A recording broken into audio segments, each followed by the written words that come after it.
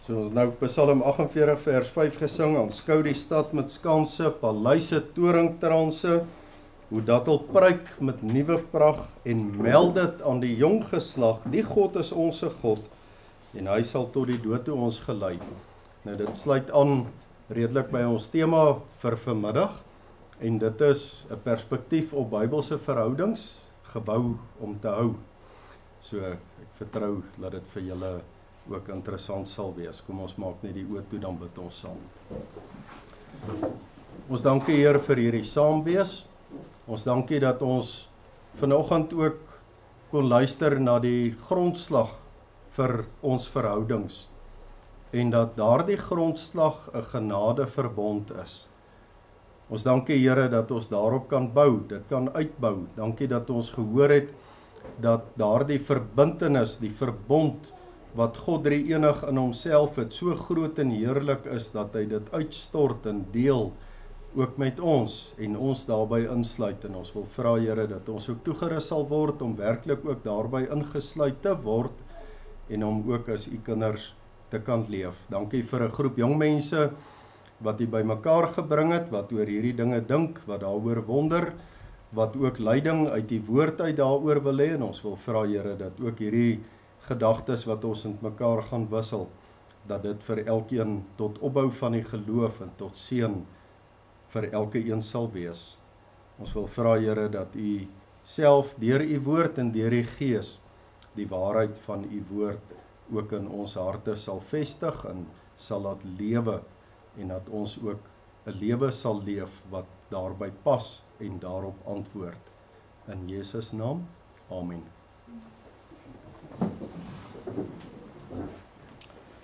As hy, so gebou om te hou, dit is, as daar iets is wat jy moet onthou van die naweek, en hierdie is al, dan is dit goed, as jy sal weet, Bybelse verhoudings is gebou om te hou. Dat ons net die ding kry, dat hy op die regte plek moet wees. Iemand wat dalk die landmerk herken, dalk daar was? Chrisel? Baie bekend. Dis in Europa. Dis in Spanje. Familia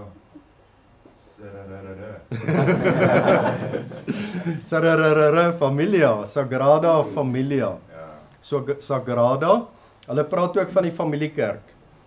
Sou seker Afrikaans daarvoor kon wees. So die Sagrada Familia. En dit konfronteer ons nogal met 'n dingetjie, en dit is dat ek wil hê ook in terme van verhoudings. Wat is die tydsraamwerk waarbinne ons dink en waarbinne ons funksioneer?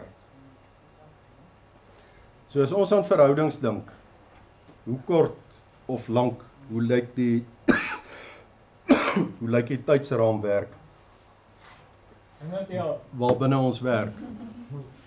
Sagrada Familia is begin om gebou te word in 1882. Iemand wat dalk gou-gou vinnig die sommetjie wil maak? Hy's nog nie klaar nie, net tussen hakies. 143 jaar. In terme van kathedrale is dit nie vreeslik lank aan hoe lank van die ander kathedrale in Europa is oor 'n langer tyd gebou. Van hulle is oor meer as 200 of 300 jaar gebou. Ek aanvaar hierdie is daarom met redelike min onderbrekings tussenin. Maar van 1882 af na nou toe. Ek dink nie ons het in Suid-Afrika iets wat daarmee vergelyk wat hulle in 1882 begin bou het en waarmee jy nog konstant besig is en met die plan werk om dit uiteindelik mee te voltooi nie. Iemand wat hierdie landmerkie ken? Is in Engeland? Dis die Westminster Abbey. En dit bring ons by dieselfde vraag. In Westminster in sy herboude struktuur kom van 1245 af. So dis soos hy nou daar staan. Die Westminster Abbey is ouer as dit en ek kan nou nie onthou wat met die eerste gebou. Ek dink hulle het net Henry, een of ander van die Henrys, het seker net besluit die gebou is nie imposant genoeg nie, en toe het hy dit herbou, so maar daai ene staan van 1245 af. En dit is die kathedraal in Engeland wat hulle vir al hulle amptelike goeders doen, koninklike troues en begrafnisse en kronings en al hierdie goeders wat hulle mee besig is. Iemand wat die landmerk ken, ook in Londen. Ek het die voorreg gehad om daar binne in te kon wees. Dit is die All Hallows by the Tower. En dit is 'n kerkgebou wat uit 675 na Christus kom. En soos wat hy daar staan, het hy ondergronds is daar ook goeders, maar van sy fondamentstene kom uit die Romeinse tyd. So hy is gebou op 'n ou Romeinse gebou. Maar die kerk soos wat hy daar is uit 675 na Christus. En ek dink dit gee vir ons 'n bepaalde perspektief op hoe ons moet dink oor verhoudings en oor Bybelse verhoudings. As ons dink aan 'n ketting, dan weet ons die skakels word aan mekaar gebind en ons kan met hierdie skakels kan ons so ver en so lank teruggaan as wat ons sou wou. Maar ek dink wat vir ons belangrik is dat ons moet besef ons is die laaste skakel aan die ketting. Ons is nie ergens in die middel nie. Ons kan eendag ergens in die middel van die skakel wees, maar op hierdie stadium is ons die laaste skakel van die ketting. Hoe gaan die ketting langer word? Hang af hoe ons oor verhoudings dink en hoe ons daarteenoor optree en wat die tydsraamwerk is waar binne ons dink en ook funksioneer. So verbondsverhoudings is veronderstel om multigenerasioneel te wees. Nou dis 'n verskriklike woord, ek kan nie dink dat ek dit gebruik het nie. Maar dit moet oor baie generasies gaan. En ons moet ook so daaraan dink. Ek dink ons dink hopeloos te kort oor verhoudings en ons dink net aan een geslag. En dan is dit nie eers vir die volle duur van 'n enkel geslag nie. So ons moet oor geslagte dink. En as ons kyk na Genesis 17, dan is dit die bedoeling ook wat die Here vir ons gee by Genesis 17 met die verbondsluiting, dat hy sê ek sal vir jou 'n God wees, vir jou en jou nageslag in hulle geslagte. En daai gedagte wil ek ook 'n bietjie by julle bevestig. En dan Psalm 78 wat ook 'n baie belangrike gedeelte is. Ek gaan nie laat ons nou Psalm 78 hardop lees nie, maar julle gaan wel sommetjies gou-gou uit Psalm 78 moet doen, uit die eerste klompie verse. En ek sal nou vir julle sê watter verse is dit wat julle na moet kyk. Ek dink is vers 1 tot 8. So maak asseblief oop en dan draai julle so 4-4-5-5 na mekaar toe. En dan kyk julle gou of julle vir my die twee sommetjies kan maak. Ja, Psalm 78 vers 1 tot 8. So ek sê julle kans gee om dit te lees. En dan maak julle hierdie twee sommetjies vir my. Die eerste een is van hoeveel geslagte word gepraat. En dan van watter tipe tydverloop praat ons, met ander woorde, hoeveel jaar. So draai 4-4-5-5 of hoe ook al groepies na mekaar toe. Dan lees julle Psalm 78 vers 1 tot 8. Twee sommetjies van hoeveel geslagte word gepraat en hoeveel jaar praat ons van.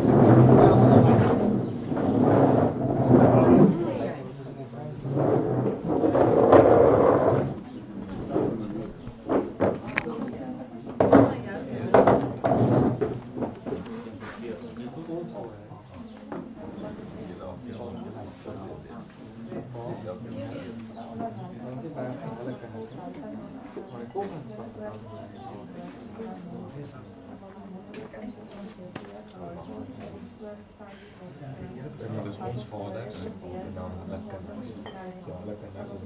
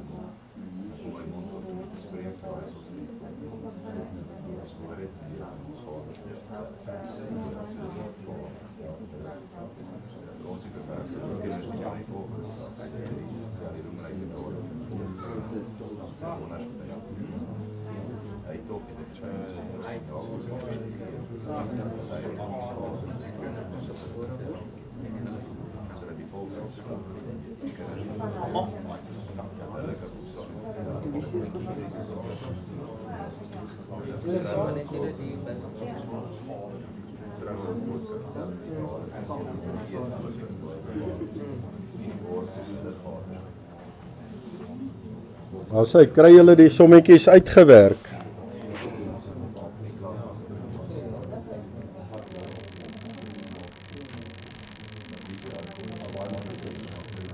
Goed, kom ek hoor gou-gou, wie het 'n antwoord op hoeveel geslagte word genoem? 5 doen. 5? 5 geslagte. 4? 3?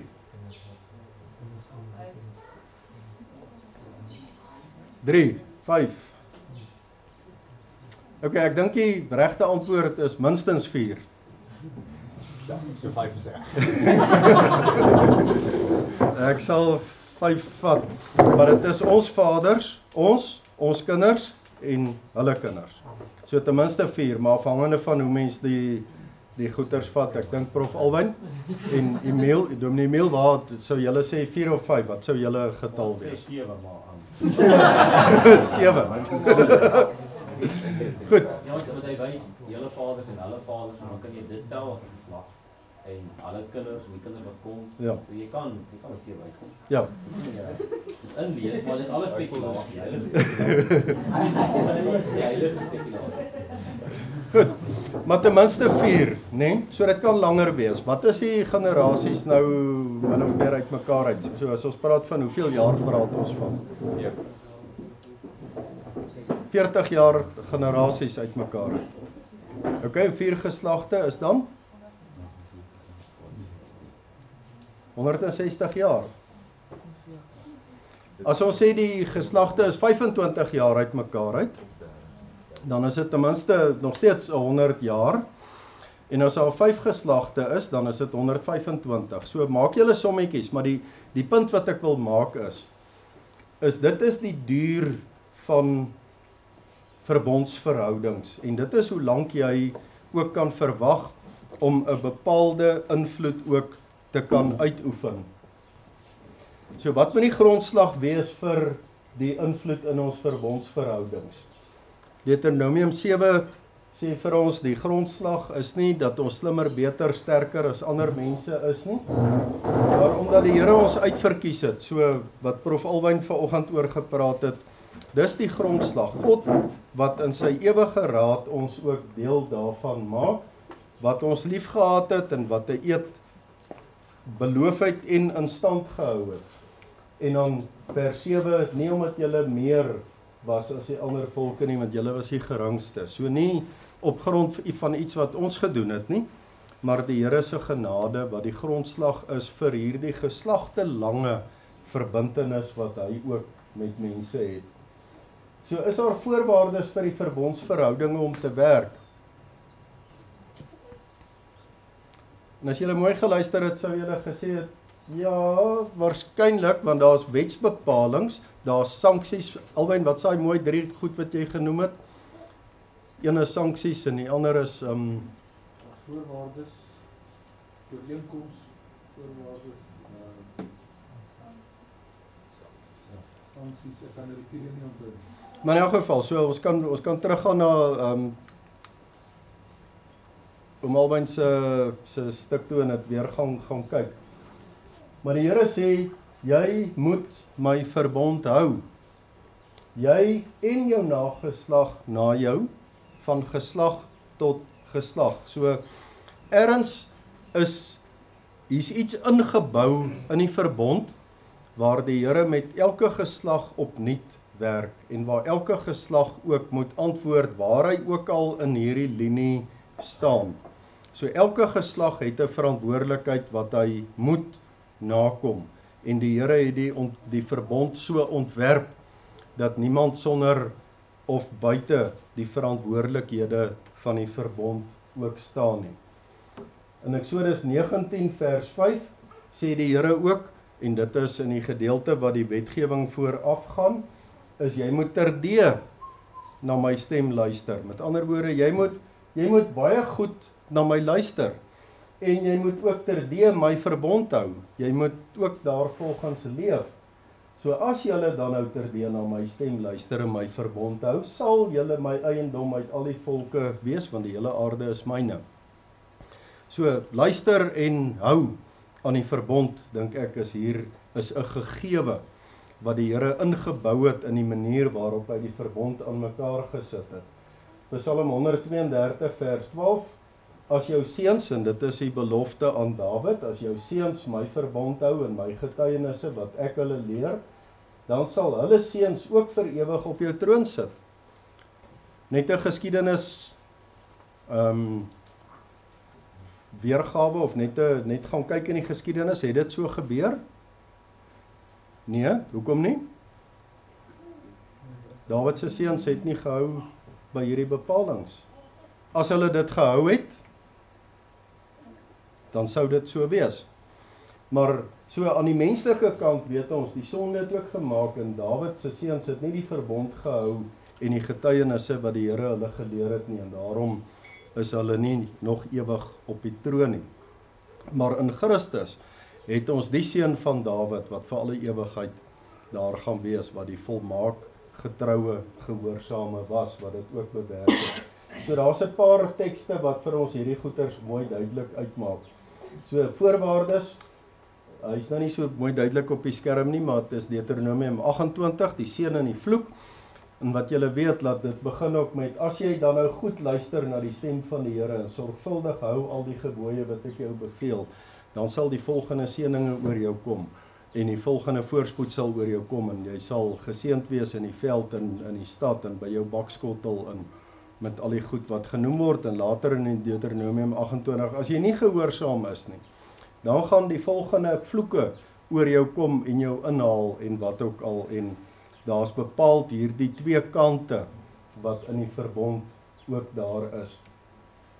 En dit beteken doeteenvoudig dat ons moet ons lewe bou op God se plan. Handelinge 9 vers 6 moet vir elke een van ons 'n daaglikse gebed wees, waar ons ook vir die Here vra, Here, wat wil U hê moet ek doen? Dis 'n baie mooi vraag om te vra, maar die versie sê ook, dit sal jou gesê word wat jy moet doen, en dan moet jy dit wat jou gesê word om te doen, moet jy gaan doen. So dis nie net 'n kwessie van om vroom te vra, Here, wat wil U hê moet ek doen, en dan doen jy dit nie, dan moet jy dit gaan doen, en jy moet daaraan gehoorsaam gaan wees.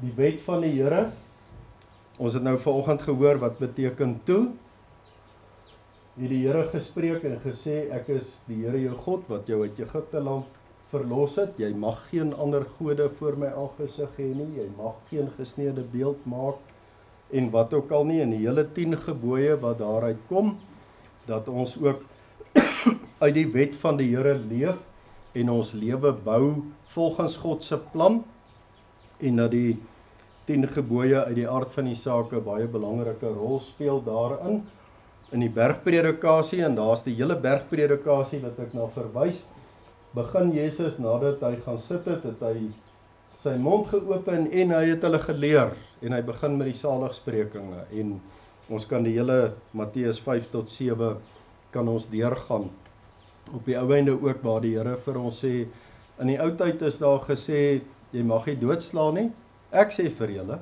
as jy sonder rede vir iemand kwaad is, het jy ook moord gepleeg. In die ou tyd het hulle gesê, jy mag nie begeer nie, maar as jy op 'n verkeerde manier na iemand kyk, het jy klaar egbreek gepleeg, en so meer. So daar's ook 'n dieper ding. Die Here wat ook vir ons daar sê, as julle geregtigheid nie meer is as die van die fariseërs en die skrifgeleerdes nie. En die wat wegvat, is watter dinge sal met hulle gebeur. Moenie bysit nie, maar moet ook nie wegvat nie. So die Here leer ons, en hy gee vir ons sy woord, sy hele woord, waarmee hy ons leer, waar volgens ons moet leef. En dan in Matteus 22, vers 35 tot 40, die opsomming van die wet. Jy moet die Here jou God lief hê met jou hele hart, jou hele siel en jou hele verstand. En die tweede wat hiermee gelyk is, jy moet jou naaste lief hê soos jouself.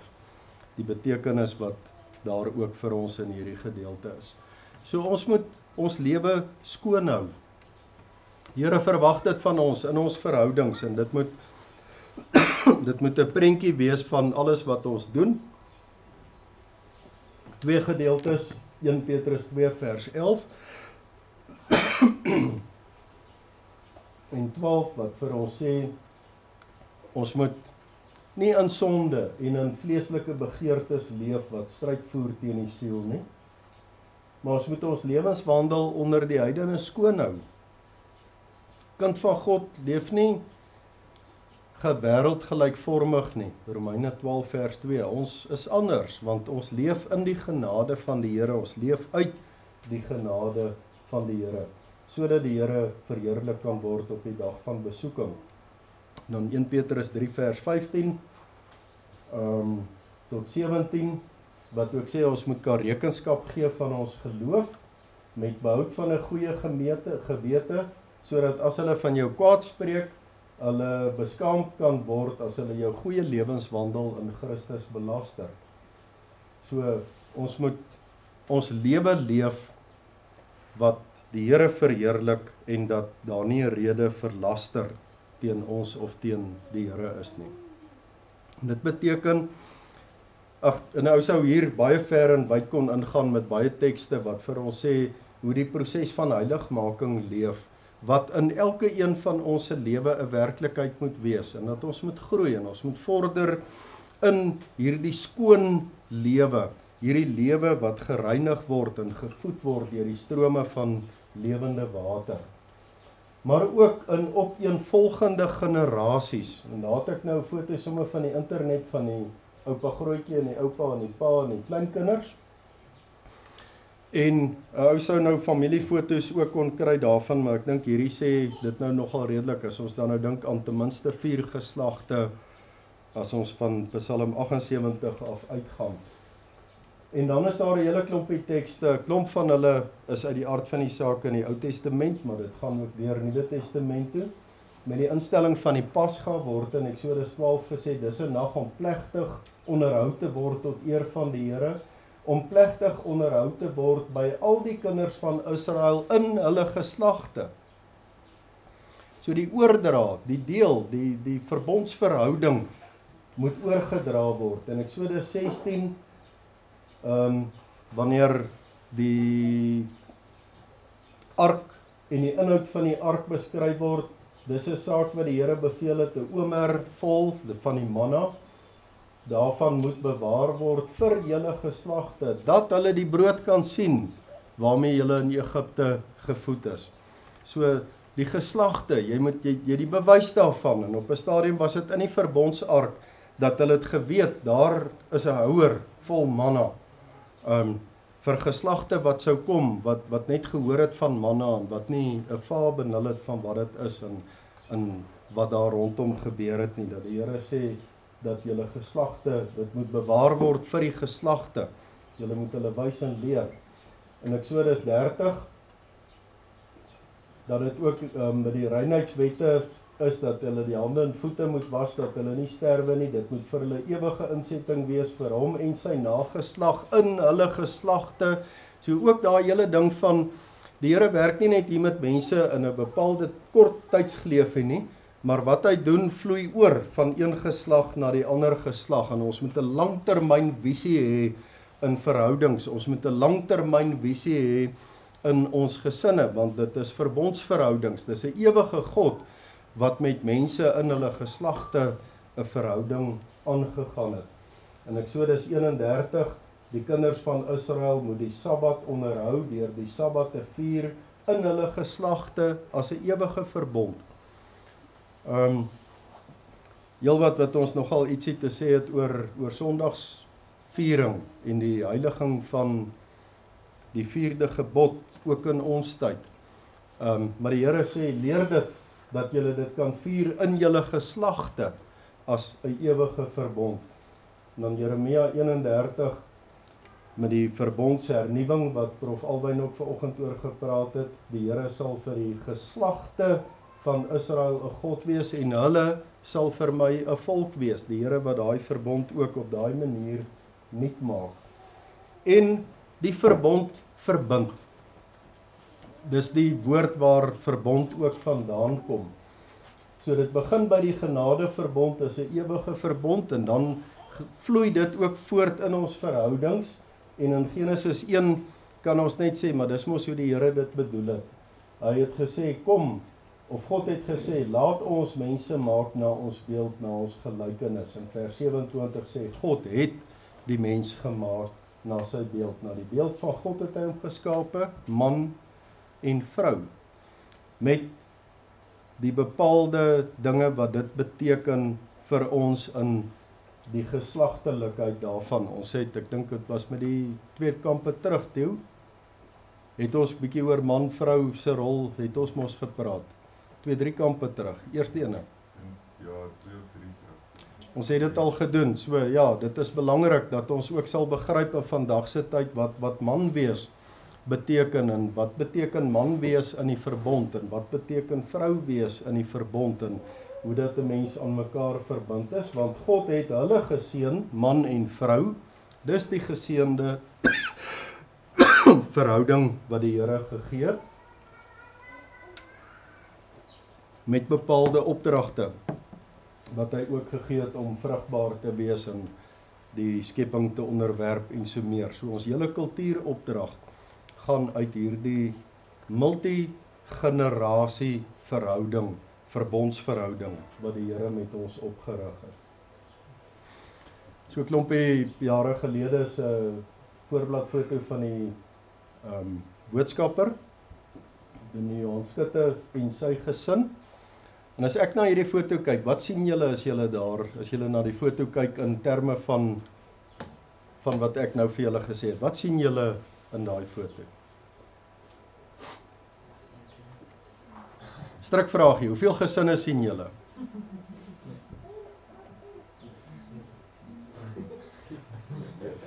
Ek hoor 2, ek hoor hoeveel? 1 gesin. Goed, ek hoor 1, ek het 2 gehoor, ek hoor 7.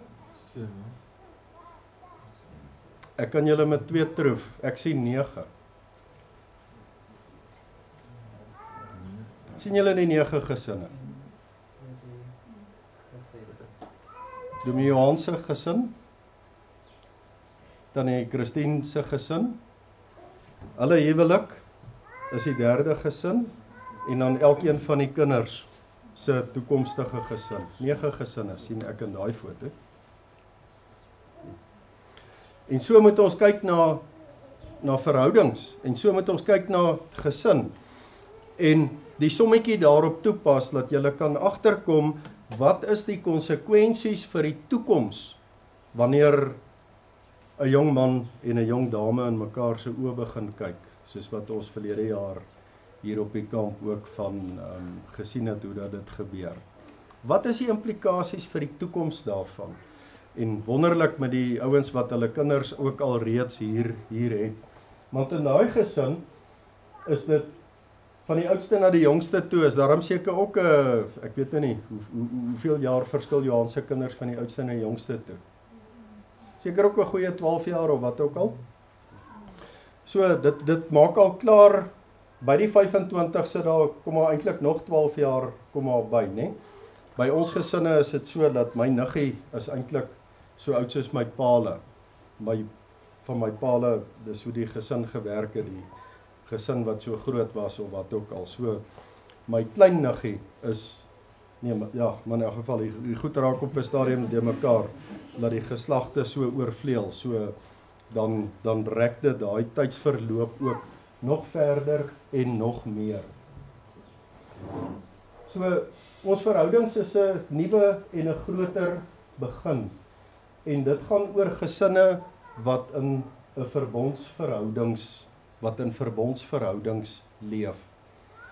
En 'n patroon wat gedupliseer word in hierdie geval deur 6 kinders, sodat die wat aanvanklik gedink het, hulle sien 7 gesinne, dat julle reg is, maar as jy nou die 2 ouers ook as uit hulle gesinne van herkoms kyk, dat jy dan weet, ja, so werk die duplisering van die verbond, en so werk die vermeerdering daarvan, en dit is wat die Here dan ook wil, dat ons ook ten minste wat julle vandag doen, gaan vir die volgende 100 jaar vorentoe, al is dit net in julle direkte familiekring, gaan dit sy rimpelingseffekte hê. Wat julle vandag doen, beïnvloed die toekoms vir ten minste 'n eeu vorentoe. En ouens, as die oomblik as 'n ou dit sê as 'n gelowige, dan breek dit jou los van een of ander slagoffer mentaliteit, van kyk wat gebeur in die land, en kyk wat doen hulle aan ons, en ons is net, weet, ons kan niks hier aan doen nie, ons kan nie keer nie, jy weet, ons is oorgelewer. Oomblik as ons sê, ons beïnvloed die toekoms vir ten minste 'n eeu vorentoe, dan is dit 'n ding waardeur die Here as gevolg van die verbond ons ook bemagtig met 'n visie vir die toekoms, met 'n visie waarin ons daadkragtig moet bou en moet werk, sodat ons 'n beter toekoms ook kan gee. En ons het alle rede om te vertrou op 'n beter toekoms, want God het gesê, ek sal vir jou 'n God wees, en jy sal vir my 'n volk wees, en die rykdom wat die Here vir ons daar insluit. Behalwe nou, Prof Alwyn en Dominee Neil, kan julle lees wat daar staan, het iemand 'n idee wat daar is? As ek dit vir julle lees, help my reg of julle sal weet wat dit. Jy lees natuurlik van regs na links, van bo na onder, maar van regs bo na links bo, en dan volgende reeltjie of wat ook al, so bietjie agterste voor. So daar staan Shemar Yisrael, Yahweh Elohim, Yahweh Ehad. Waar staan dit? Dit staan in Deuteronomium 6 vers 4. Luister Israel, die Here jou God is 'n enige Here. So in Deuteronomium 6 is dit dis vers 4 wat daar is. Daarom, omdat die Here die enigste Here is, moet jy hom lief hê met jou hele hart, met jou hele siel en met al jou krag. Hierdie woorde wat ek jou vandag beveel, moet in jou hart wees, en jy moet dit jou kinders inskerp, en daaroor spreek, as jy in jou huis is, en as jy op pad is, en as jy gaan, en as jy opstaan. So wat is die bedoeling van vers 7? As jy dit inskerp, hoe groot deel van 'n mens se lewe beslaan dit? Dis min of meer alles wat jy doen, né? En dan vloei dit ook nog voort, dat dit nie net in die huis is nie, maar jy bind dit as 'n teken op jou hand, as 'n voorhoofsband tussen jou oë, en jy moet dit op die deurposte van jou huis skrywe, en op die poorte van jou stad. Daai oorvloei effek wat ons kry, en wat Prof Alwyn ook van gepraat het. So vanuit die huis uit, van luister Israel, die Here die Here, ons God is 'n enige Here. Vloei dit oor, en dit is die rimpeling effek en die vermeerderingseffek wat die Here in die verbond ook bedoel het. Dat dit nie net jy en jou gesin is nie, ja, is belangrik om soos Josua te kan sê, ek en my huis, ons sal die Here dien, maar dit moet oorspoel in al die ander terreine van die lewe. En daarom sê ek, mens moet lewe in geloof, lewe uit geloof, en lewe geloof uit. En daar's 'n paar praktiese implikasies wat ek daarmee ook wil gee, en dit is dat ons vorm mekaar na die beeld van God. Ons dra mekaar se laste. Ons hou mekaar verantwoordbaar as kinders van die Here. Ons moedig mekaar aan tot volharding in die geloof. Ons is diensbaar aan mekaar. Ons lewe as 'n verbondsgesin in 'n verbondsgemeenskap, en daar kan ek net hier vir julle sê, en dit is sommer die preekskema, Dominee Alwyn het gesê van wat is die preekskema vir die res van die jaar uit Psalm 119. Hier is die preekskema vir die res van die jaar in Pretoria Oos se gemeente. Dis waarmee ons gaan besig wees, hoe dat ons in die gemeenskap, in die opbou van geloof, dat ons gaan besig wees om hierdie goeders te doen, en dat ons ook prakties daarmee besig gaan wees. En dit beteken ons straal die volgende kenmerke van gelowiges uit, en die ouens van Pretoria Oos sal hierdie skema ook ken. Dit is aanbidding, die verhouding na boontoe. So 'n klompie jaar gelede het Alwyn 'n pragtige stuk geskryf in sy voordrag by die teologiese dag oor aanbidding is die hartklop van 'n gemeenskap en die kern van 'n gemeenskap. Elke gemeenskap aanbid iets. En uit sy optrede gaan jy agterkom wat in die kern van sy aanbidding staan.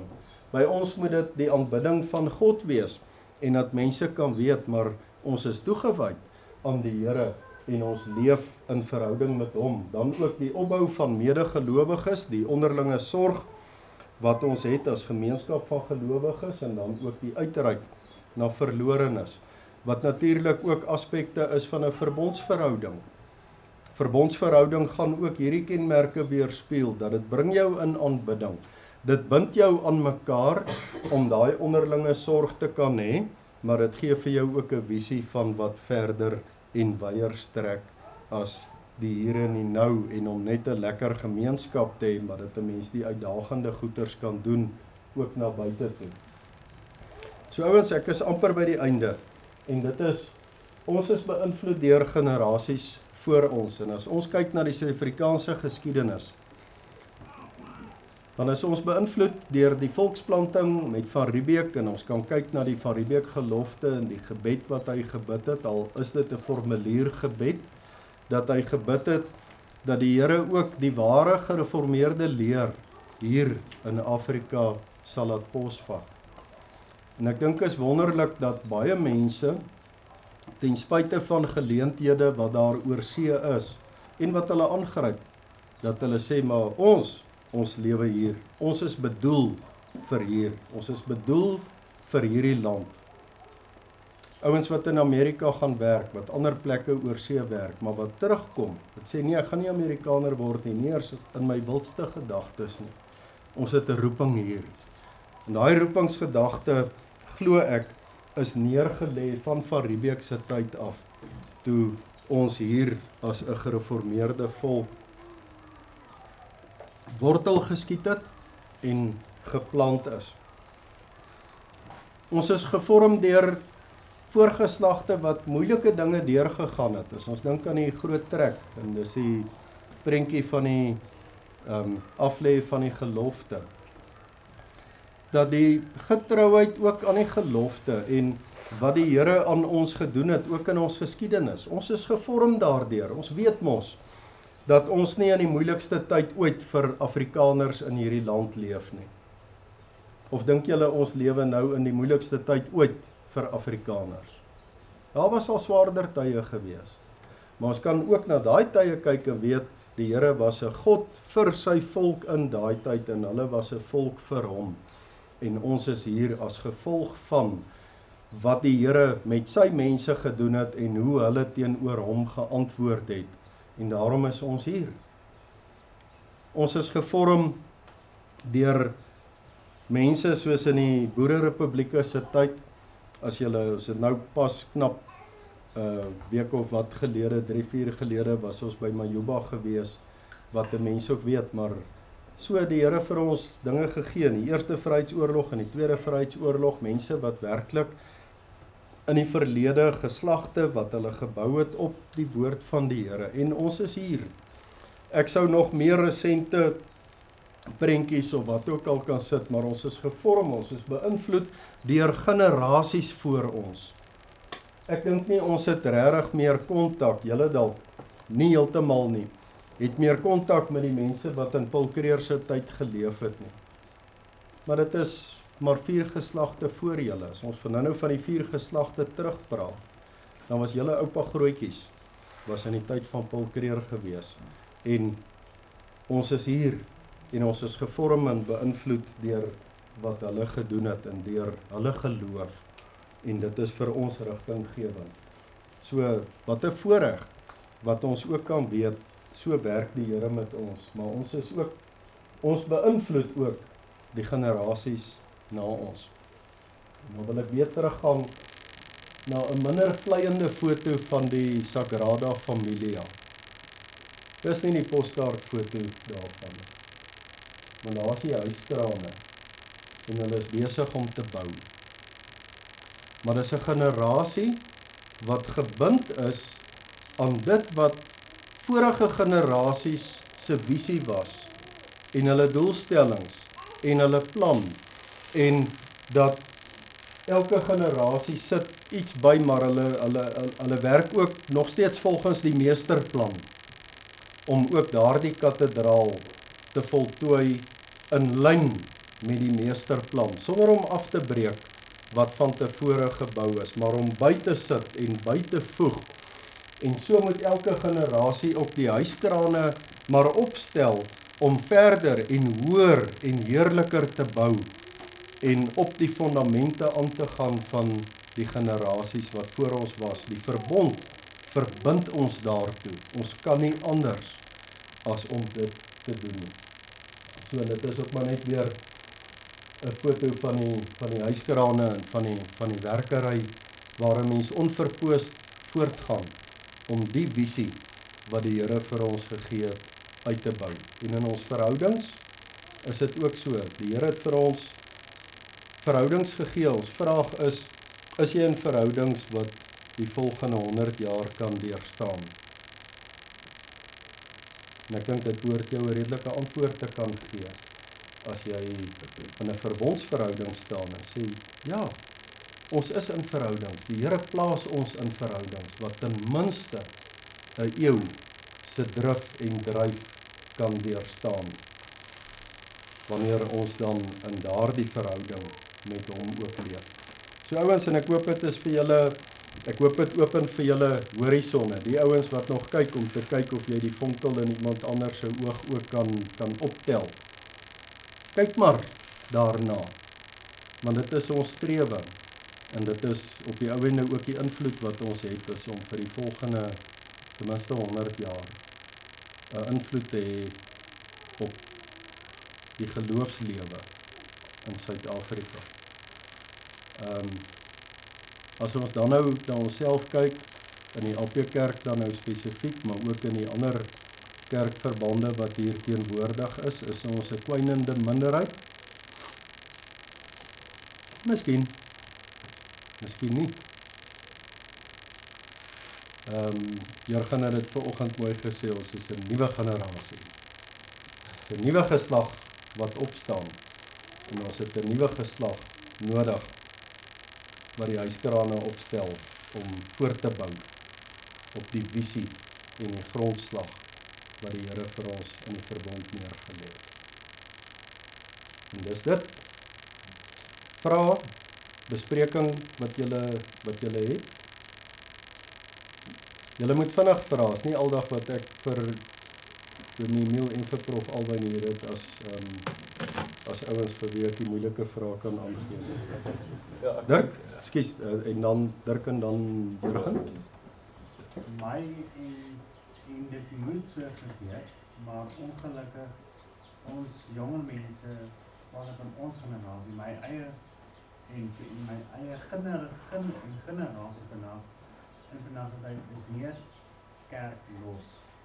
En ongelukkig is dis kerk los en maak nie saak wat ons doen nie. Ons fondasie nie gebou is op Christus en op die woord van God nie, gaan jy niks kan gebou kry. So jy kan daai kathedraal bou, alles, hy gaan nie lang staan. Goed, stem julle met Dirk saam, of hoe kan julle hom antwoord? Hy sê ongelukkig is ons 'n klein minderheid, van mense wat op hierdie fondament staan, die meerderheid van ons mense is nie meer gebou en gebind aan die verbond nie. Weet julle wat is die wonderlike van die verbond?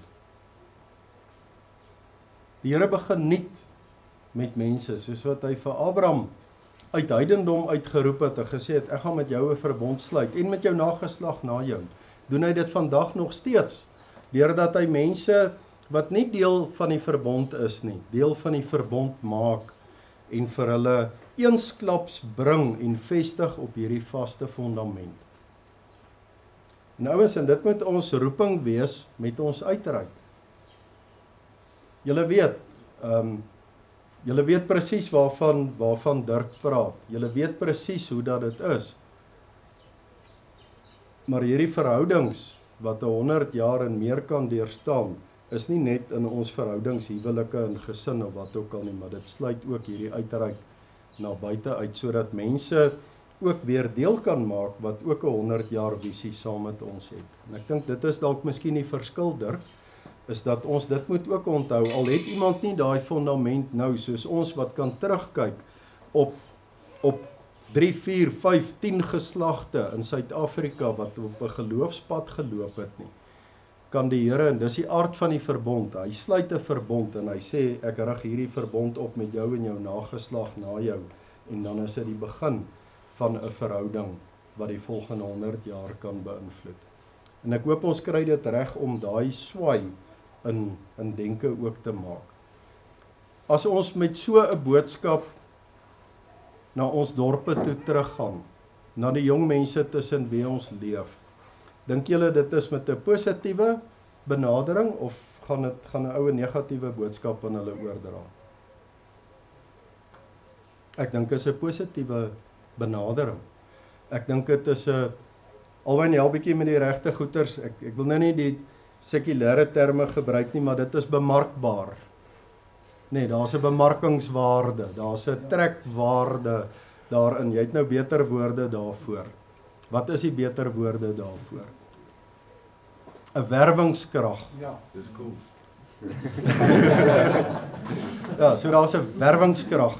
Ons het iets wat ons kan bied vir mense wat smag na die vastigheid wat ons alreeds het in Christus. Ekskuus, Jurgen, jy wou sê? Ja, wat ek eintlik wil vra, ek dink een van die grootste foute, of nie foute wat mens sien nie, maar leemtes wat mens sien in die AP Kerk veral, is hierdie, dis 'n totale is eintlik 'n, dis bietjie uit die sekulêre wêreld ook, is dit 'n totale skeiding van generasies. Die ou mense weet nie hoe om met die jong mense oor die weg te kom nie, die jong mense weet nie wat om met die ou mense te doen nie. En ek dink dit is bietjie waar die duiwel ingekom het. Ek dink hy het op 'n manier gesien, hierdie is die meesterplan, is dat jy bou voort so in generasies. As jy daai werk kan opbreek, dan het jy, en ek meen kyk waar sit mens, elke generasie. Omdat ons die laaste skakel aan die ketting is, né?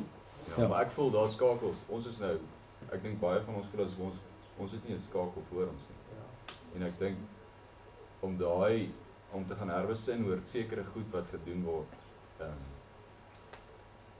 En dit is ook 'n simptoom van soos kinderkerke. Kinderkerk is dit skei net weer die generasies. En ek dink selfs, miskien was so baie goed dink wat ek nou aan dink, maar dan mense moet regtig teen dit werk dat jy nie dat generasies word geïsoleer en hulle word nie gekoppel aan agter hulle en voor. Ja. Ons leef in portuïergroepe. Ja. En daar's iemand wat op 'n stadium gesê het, ek dink by universiteit in Amerika is daar ook 'n groot ding in die biblioteek wat sê 'n portuïergroep wat net kontak met homself het sal nooit volwassenheid bereik nie. So ek dink Jurgen, dit is goed, hou dit bietjie vir 'n kampvuur of 'n aandgesprek vanaand, dat jy bietjie die vrae daaroor gaan. En ek sê baie keer vir jong mense, en dit is dalk belangrik vir julle moet sorg dat julle vriende is met mense wat 10 en 15 en 20 jaar ouer as julle is. En veral in die klein gemeentes, wel, dis omtrent al wie daar is, nee. Maar sorg dat julle vriende is met daai mense, daar's bepaalde voordele weerskante toe van daardie verhoudings. En ek dink dit voorkom bietjie daai ding wat Jurgen sê en hoe die duiwel die meesterplan van die Here ook wil opbreek. So hou dit ook vir 'n gedagte. So Dirk se gedagte ook. Kom ons gaan praat bietjie vanaand of wanneer 'n ou nou bietjie die gedagtes bietjie sif en bietjie weer reflekteer.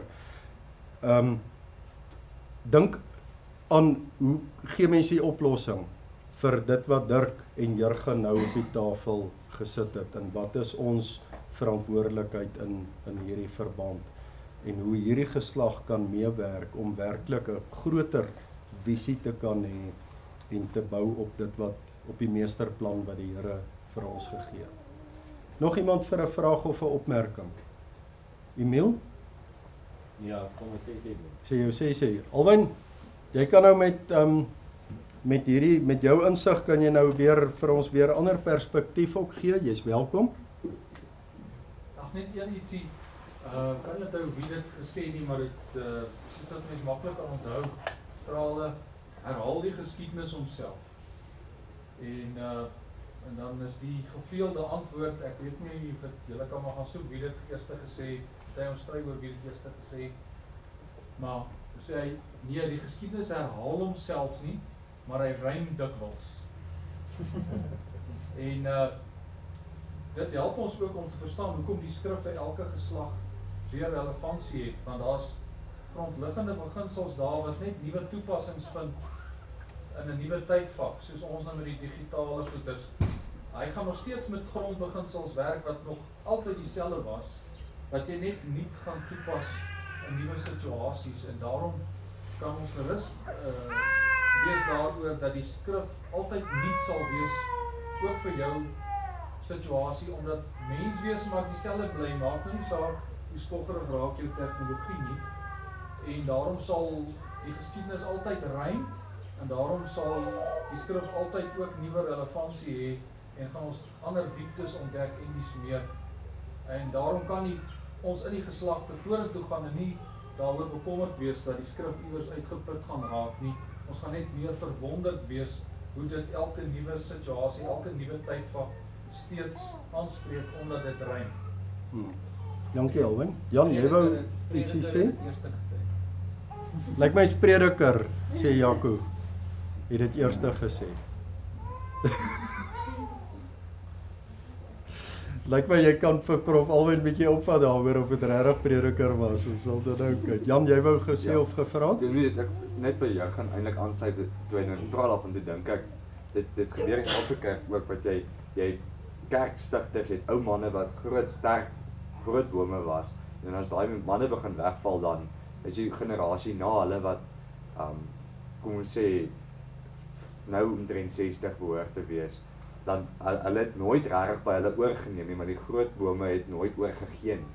So weet dis nog 'n ding om ja, dis goed om Christelik te werk en baie hard vir die kerk in te sit, maar ook op 'n tyd die volgende generasie te leer hoe om oor te vat en aan te bou. En die ouer generasie is moeilik om oor te gee, om die jonger generasie die kans te gee om ook iets te doen en ook hulle insette te waardeer.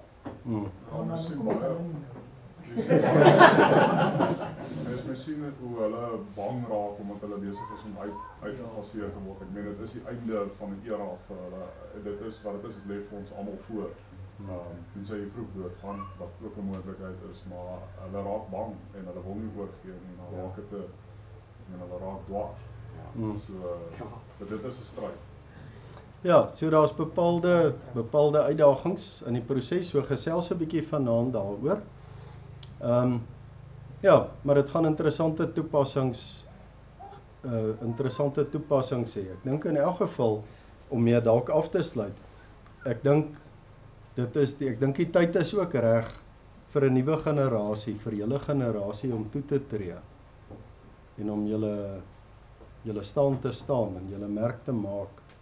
En op die ou einde, op daai manier, as 'n bondgenoot en as 'n medestryder die las te lig, dat die vorige geslag of 'n ouer geslag, dat hulle weet,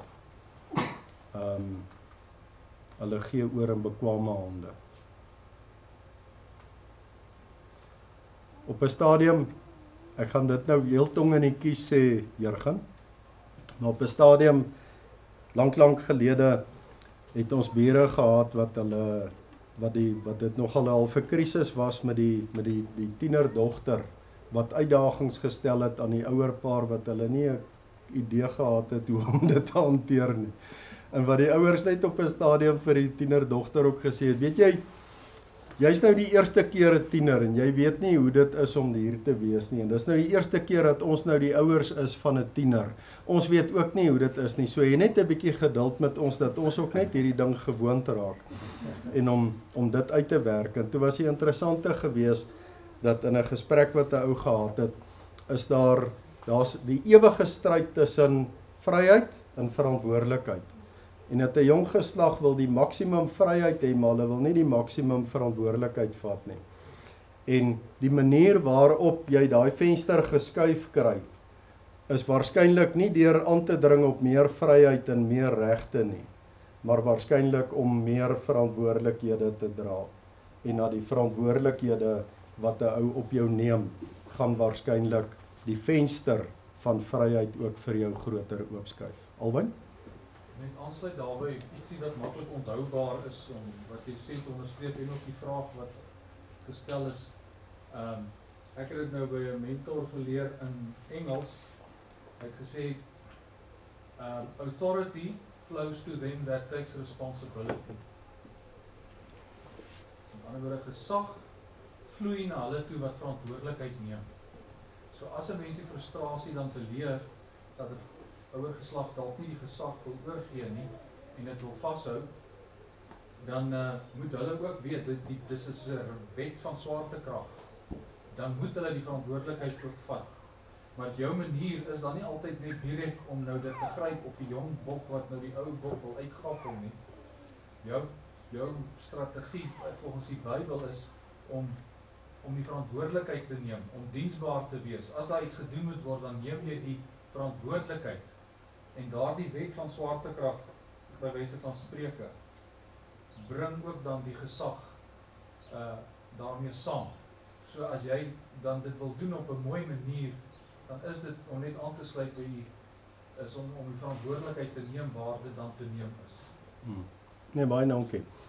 Goed, dames en here, is daar iemand wat vir ons wil afsluit? Is daar iemand wat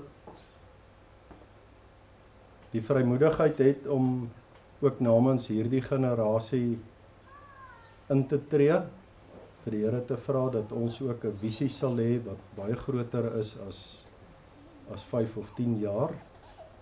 Onse Vader. Goed, kom ons sluit af met die sing van die Onse Vader. Goed.